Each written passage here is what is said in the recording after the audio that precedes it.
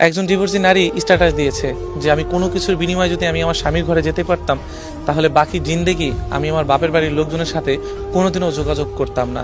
একজন মেয়ে যখন এই কথা বলে, অনেক সময় কি জানেন যে একজন পুরুষ সারাদিন কষ্ট করে এসে তখন চাই যে তার বউর মুখে হয়তো ভালো দুটো কথা শুনি কিংবা আমার বউকে নিয়ে ভালো থাকি। একজন পুরুষ এটাই চাই জানেন, যে বিয়ে করার পরে আমার বাবা মাকে নিয়ে এবং সংসারটা সুন্দর থাকুক। আর সংসার সুন্দর হয় একমাত্র নারীর গুণে। এটা আমি আপনি মানি বা না মানি সেটা কোনো বিষয় না, কারণ একজন পুরুষের মাথায় চিন্তা থাকে যে আমি সারাদিন কিভাবে রোজগার করে এনে ঘরে আমার বউটাকে ভালো রাখবো, আমি কিভাবে ভালো থাকবো, সংসারটাকে কিভাবে ভালো রাখবো এবং ভালোবাসার মানুষটিগুলো নিয়ে কিভাবে ভালো থাকবো।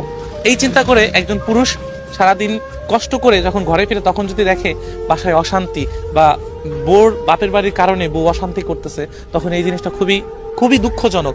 এমন কিন্তু সংসারে অনেক হয়ে থাকে যে অনেক মেয়েরা না বাপের বাড়ির কথা শুনে না, যে স্বামীর সংসারে অশান্তি করে, স্বামীর বাবা মাকে ভালোবাসতে চায় না, অনেক ধরনের অশান্তি সৃষ্টি করে। তো আমি তাদের উদ্দেশ্যে এটাই কথা বলতে চাই যে একজন পুরুষ অনেক কষ্ট করে, অনেক, একটু না অনেক কষ্ট করে যে তার পরিবারকে চালানোর জন্য, আপনার সংসারকে চালানোর জন্য। আচ্ছা, আপনি যেই পুরুষের ঘর করতেছেন একটা জিনিস চিন্তা করে দেখেন তো, যে আপনার বাবাও তো যখন নতুন বিয়ে করে ঘরে এসেছিল আপনার মা, আপনার বাবাও সেই সংসারের জন্য কত দিনরাত পরিশ্রম করেছে।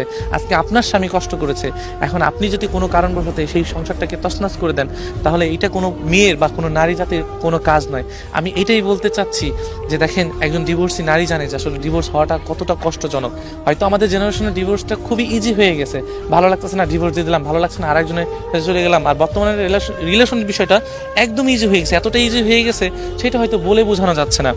তো এই জন্য ডিভোর্সি আপুদের নিয়ে আমি এটাই বলতে চাই, দেখেন আপনি আমি আর একটা কথা বলি যে আমাদের এলাকায় একটা ছেলে শুধু হয়তো ভালো সংসার চলতেছিল, অনেক ওদের রিলেশনটা অনেক ছিল, আমাদেরই ভাই ব্রাদার, তো অনেক সুন্দরভাবে দিন যাচ্ছিল, কিন্তু হুট করে ওর বউ বাপের বাড়িতে আর কখনো আসেনি, ওর ডিভোর্স লেটার পাঠিয়ে দিয়েছে। তো যারা বাপের বাড়ির কথা শুনে স্বামীকে অশান্তি করেন, সংসারে অশান্তি